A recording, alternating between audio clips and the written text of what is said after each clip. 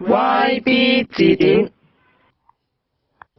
今日我哋請嚟咗車輛與大炮工程國家一級教授吹牛嚟為我哋解釋一啲唔係好深但係好新嘅詞。今日要介紹嘅新詞係恐龍。恐龍以前係代表一種動物，而家係代表豬扒。比如話體型較大嘅豬扒我哋叫做暴龍，而體型較細嘅豬扒我哋叫做嬌小玲瓏。用霸王洗頭水洗頭嘅豬扒我哋叫做霸王龍。豬扒嘅後代我哋叫做龍的傳人。兩件豬扒打籃球我哋叫做遇龍戲珠。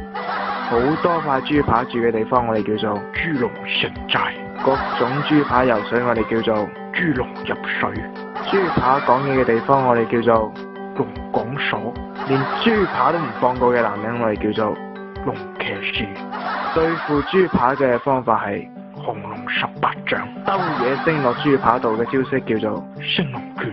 豬扒坐飛機叫飛龍在天。豬扒對波叫龍空。豬扒對眼叫龍眼。好樣衰嘅蝦叫龍蝦。一件豬扒見到另一件豬扒而作嘔我哋叫做龍吐珠。大到連數碼相機都影唔到嘅豬扒我哋叫做數碼暴龍。同豬扒打交叫勇者鬥惡龍。唐伯虎壓住隻豬扒叫臥虎藏龍。豬扒同老虎乸生仔嗰陣叫做龍爭虎鬥。